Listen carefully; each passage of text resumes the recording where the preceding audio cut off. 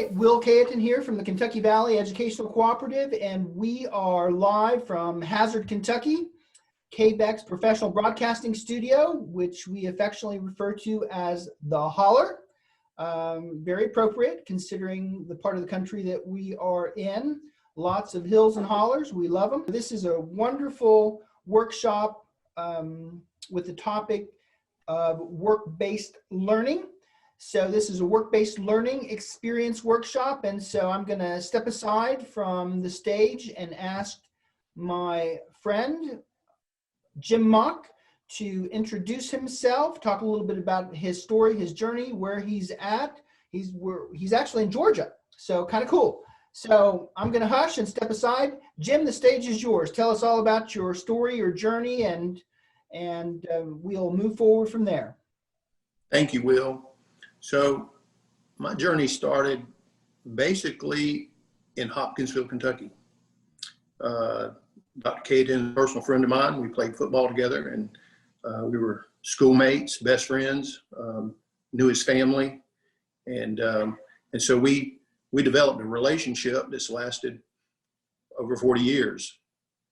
So my dad was in the military, and we lived in Hopkinsville, went to school, and so when he retired, we moved back to his home state of Georgia, where I knew no one. So going back to a high school, spending my last year of high school, graduating with folks I didn't play ball with, that I didn't know, that I didn't grow up with, was a bit of a challenge. So being a military brat, you learn to make friends quickly. And so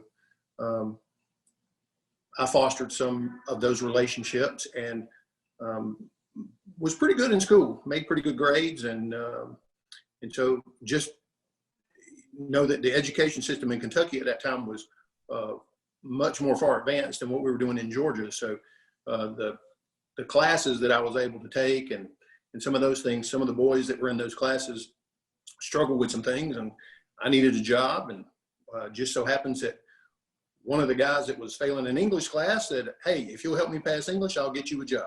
And so guess what? I helped him pass English, and he kept his word. I got a job. So I started at a local auto parts store. Now, you have to understand, in my family, my dad was the do-all. He was the master of everything, the jack of all trades.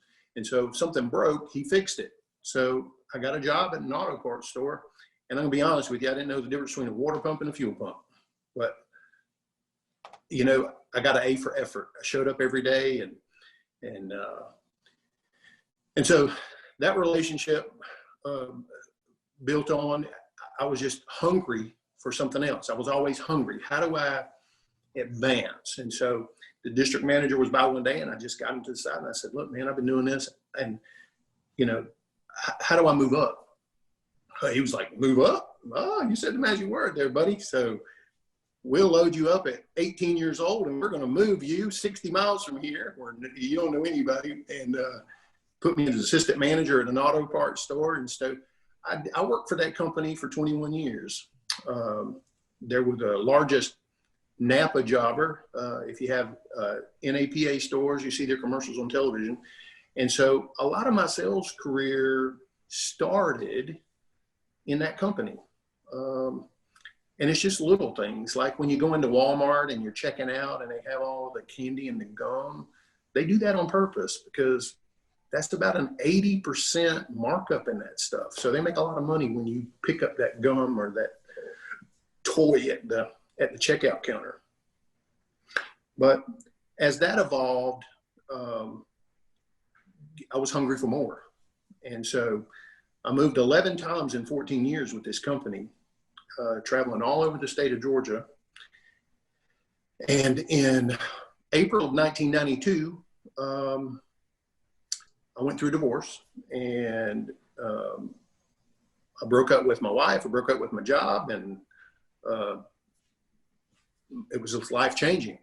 And so I moved to Augusta, Georgia, and got a job selling cars. Now, you know, a lot of people may say, "Oh, you know, I'll just sell cars for a little while and I'll do that." So I moved to Augusta, got a job. The guys they mentored me and helped me along. I did that for about a year and a half, and a guy that I'd worked with in the parks business came calling. So why I mention that is I developed some sales skills that have helped me now when I was in Augusta. And so, you find a mentor like Joe Verdi or Zig Ziglar or some of those people. And so I was able to use those skills to add in my toolbox. Everybody needs a toolbox. Whatever career you got, you need a toolbox, and make sure that you have a lot of tools, because eventually at some point in your career, you'll need to use those. And so a guy called me from Tarrytown, New York, and he offered me a job working for CarQuest corporate headquarters in Tarrytown, New York, being the national training manager for CarQuest Corporation. So they flew me to New York and kind of gave me the grand tour and wined and dined me and showed me everything, and I took the job. So I moved to New York and developed training programs for the entire country for over 2,000 warehouses and about 5,000 jobbers, which are independent parts people. And so being there the winter of 1993, that was the coldest winter on record, and longing for South Georgia, I had reached what I considered the pinnacle of my career in the parts business. I'd gone all the way up the corporate ladder.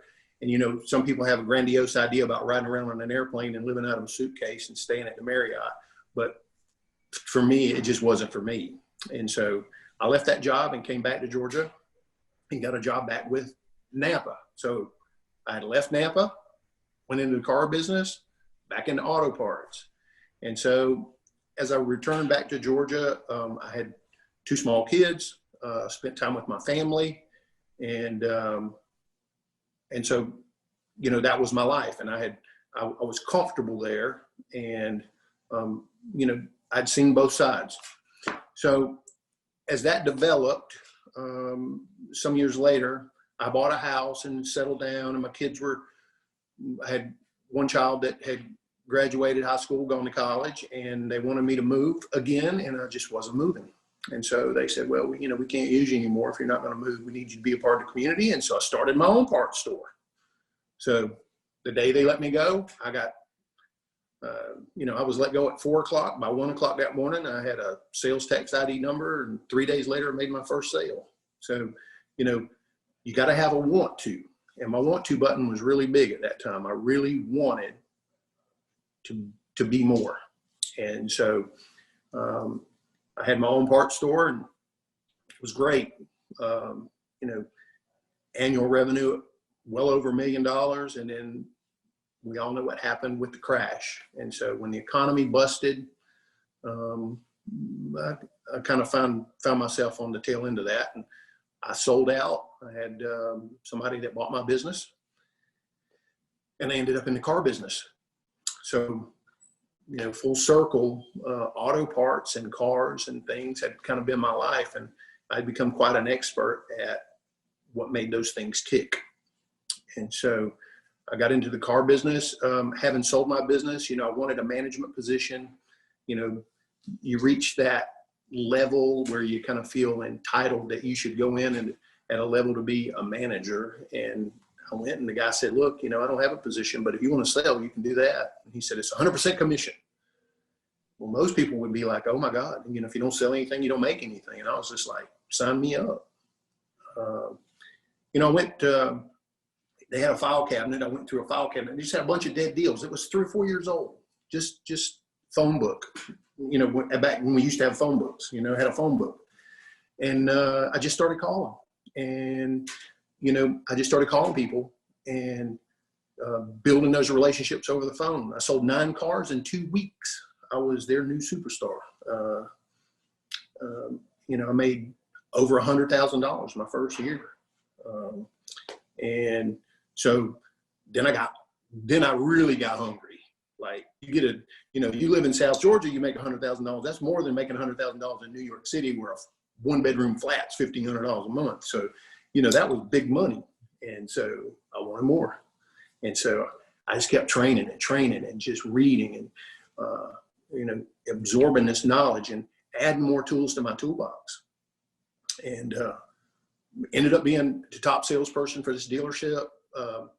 We were selling cars when the economy, when you didn't have cars on the lot, it was like a Sears and Roebuck. It was a mail order. We have a guy come in, I'd say, this is what it's going to be like, but yours is going to have leather in it. I'm showing him a truck with cloth and he imagining how it's going to be. So you have to get really good at those things. So as that career evolved, the company I worked for sold out to a bigger company. The owner wanted to retire and they wanted me to do something different. And so they wanted me to do finance. And so having run my own business and understanding how profit and loss statements and those sorts of things work and expenses, they moved me into finance. And so then I started learning about finance. And now I'm the business manager for a car dealership. We do about $40 million a year, and I'm one of the top in the nation in what I do. And I help train other people to do my job through the Ford Motor Company, through our particular district. So we have district managers that come in. And so what I'll say is that, if you decide to do a life of sales, it's not any different than what Dr. Kayatin did. He made a commitment that he was going in a particular direction, and he achieved the pinnacle of his career and became a doctor. And so he's very good at what he does. If you're going to do sales, you need to be all in. You can't be half in and be successful. You'll see a lot of people that said, oh yeah, that sales thing, well, it just didn't work out for me. I just needed to do something else where I can make some money. The highest paid salespeople in the world are salespeople. So if you hone your skills, you put those right tools in your toolbox, you get the right mentors. Sales is a process. And so what I'd like to leave you guys with is just, whether you sell cars or you sell houses, furniture, watermelon, it doesn't matter what you sell. It's a process. And so just remember, there are about 10 steps to every sale. The first step you'd want to do is the meet and greet. When you meet somebody, you need to have an appropriate greeting. Welcome to Haverty's. Welcome to Jones Ford. My name is, and greet those people. What can I get you price and product information on? You came here looking for a product and you want to know how much it is. So go ahead and ask them up front. And then you need to do a needs assessment. That's number 2. You assess their needs. What are they looking for? If you're at Best Buy, they want to know what you want, a 1080p, a 4K Ultra HD, Intel Core processor. Who here hasn't been in the store and you went in for one thing and you came out with something that was $400 more? Because the salesperson knew what he was talking about. He had product knowledge. So, you have to have product knowledge. You have to know what you're talking about. But you lead those people based on their needs assessment, and you paint word pictures with those that you use later. So when you find out what they like to do for fun, okay, or how they're going to use a particular item. In my line of work, are you using this car for business or pleasure? I'm using it for business. Do you live close to home or a little ways off? You use either or questions. But then you do, in our line of work, we do vehicle selection. So then you have to select a product. Is this particular computer going to work for you? Is this particular camera going to work for you? Is this particular car going to work for you? And then you have to demonstrate it. So show them how it works. That's when people get excited. You show them all the bells and whistles, right? Never give a feature that you don't give a benefit. Telling is not selling. Just because it does something, you may be talking over somebody's head. Oh, it's got this Intel Core processor and it's so many megabytes. For somebody that's not in computer, that don't mean anything. So never give a feature you don't give a benefit. And then, after you present the product, you demonstrate it. Let them play with it. And then after that, then you go in for the write-up. So any reason I couldn't earn your business today?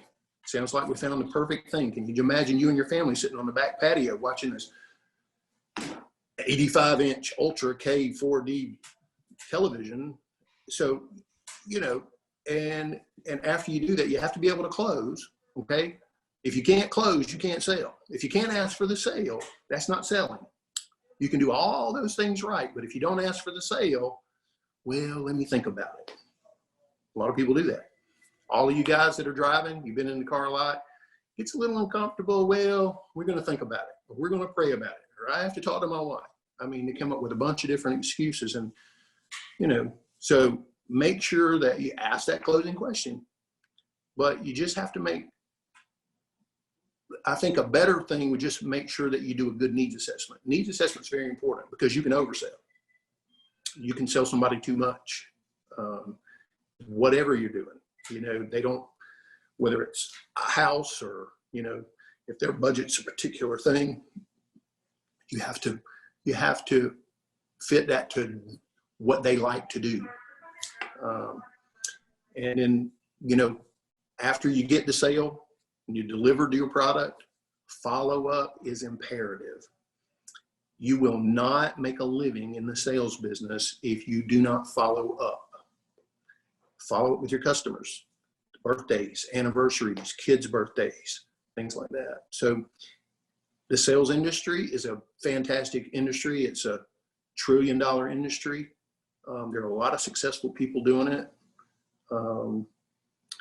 And you can be successful too if that's what you want to do. But you have to commit to learning the process. And if you can do that, you can literally sell anything. So, those are some steps to the sale. So I'd encourage you guys, if you get an opportunity to see this in replay, or if you have any questions, reach out. But, those are steps to the sale. You do your meet and greet, your needs assessment, your product selection and demonstration presentation, and being able to ask for the sale. I appreciate the opportunity to speak with you people about my career and what's made me successful.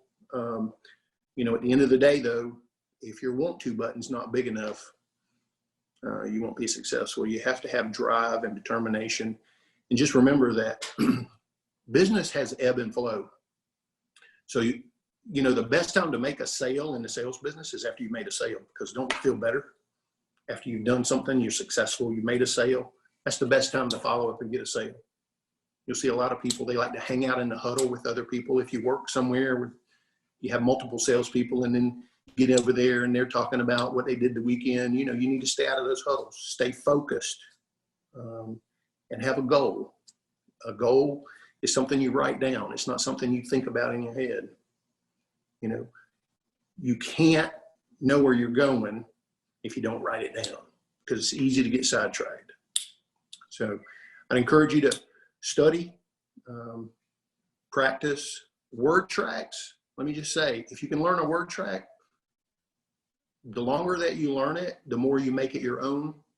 And so those are good things. So if you can get some word tracks and things, but again, thank you for the opportunity, and I wish you all the best. And thank you, Will, for having me on. Jim, that was awesome. Can you just define that last little piece of information? I think I heard you say word track. I think that's what I heard.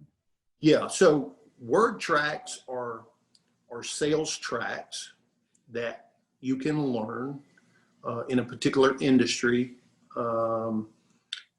that allow you to memorize a response. Okay. So if someone says, if you're shopping for a car and you walk on the lot and I greet you and, hello, welcome to Metter Ford. My name is Jim and you are? I'm Will. I'm going to role play with you. I'm Will, and my daughter's about to graduate from high school, and I need to get a car for her, and she kind of likes Jeeps. I don't like Jeeps because of safety feature issues, et cetera, et cetera. Is this working, Jim? Yeah. And that would work. And then, I would say, okay, it's for your daughter. Are you looking for a car, truck, or an SUV? So I'm going to ask you, I'm going to give you a choice. Are you looking for a car, truck, or SUV?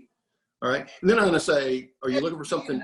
And forgive me, Jim, for interrupting you, but I just realized that you are a Ford man, and Ford, to my knowledge, does not sell Jeeps. So forgive me for that boo-boo. Hey, it's okay. We do sell Jeeps. We sell used Jeeps. Okay, we want an SUV, a mid-size SUV. So Yeah, give but me an example of a so work track. absolutely. And then so we know that it's for your daughter. And so I'm going to say, you know, she's going to be going off to school. So you told me all of that. Are you looking for something basic or a little more loaded up? Basic. Basic. Fantastic. Well, I'll tell you what, I've got several to choose from. If you want to come inside, let me show you what we have. I'll be glad to go pull one up for you. And then we'll go over all the features and benefits. And then I'm sure you're going to want to drive it. And when you bring her, I'm sure she, you know, we want to get her approval unless it's a surprise. But if you'll follow me. And so we lead you inside and then we go over those features and benefits because, you know, quite frankly, and I don't know in Kentucky, but, you know, they could have 5-acre lots, and who wants to walk around in the freezing cold on a 5-acre lot, freezing your butt off, hoping that you find the right car. So, you know, if you can get them inside, you can sit them down where they're comfortable. You can go over what your inventory is, and you know exactly where that vehicle is. You pull it up. But word tracks are designed for opposition because you may say, I may greet you and you may not. You may just want to look on your own and you say, well, you know, I'm just looking. So if you come in and a lot of salespeople would say, you know, oh, okay, you're just looking. Well, call me if you need me. Here's my card. That's a word. Right? Yeah, that's not a word track. That's what people do. Okay. The word track would be, are you looking? Okay, so I'm just looking. Are you looking for you or somebody else? Okay. Well, then you would say, I see, I'm leading you. You would say, I'm looking for my daughter. Okay, but we're just going to look around. I understand. Is it a birthday or an anniversary or well, what's the special occasion? Well, she's graduating high school or she's graduating college. Fantastic. Is it a surprise? So then, you know, well, tell me about your daughter. Is she in sports? Or so now you're rapport building. But word tracks are tracks that you can memorize that keep you. So let's just say that you said, well, is this your best price? We get that a lot. Is this your best price? This is a word track I learned 10 years ago. Well, Mr. Kayatin, here at Metaford, we price our cars on the low end of the market, so you can rest assured that you're getting a great deal. You see, sir, we know what cars are selling for, not only here in Georgia, but also in Kentucky, in Florida, and Alabama. And by doing that, it saves you time, but more importantly, sir, it saves you the most money. So to be fair about it, you probably wouldn't be here if it wasn't a good price, because you told me you found us on the internet, right? That's right. So you see, that's a word track. That's great. I learned that. Mm-hmm. And so, but it's true, you know, never lie, cheat, and steal to sell a product. If you can't be honest, then you're in the wrong business. You know, there's a lot of dishonest people. Never compromise your character integrity to sell a product. It's not worth it. It'll come back to bite you in the butt. So, Awesome. but word tracks in whatever industry you're in. It doesn't matter if you're in pharmaceutical sales. It doesn't matter if you're selling furniture, houses, cars, anything. Word tracks work very well. When I was in the parts business back 25, 30 years ago, I used to have a contest with my employees, and we would pick an item and we would say, the next person that comes in, I'm going to sell them that item. Now, they didn't even come in for it, but I'm going to sell it to them.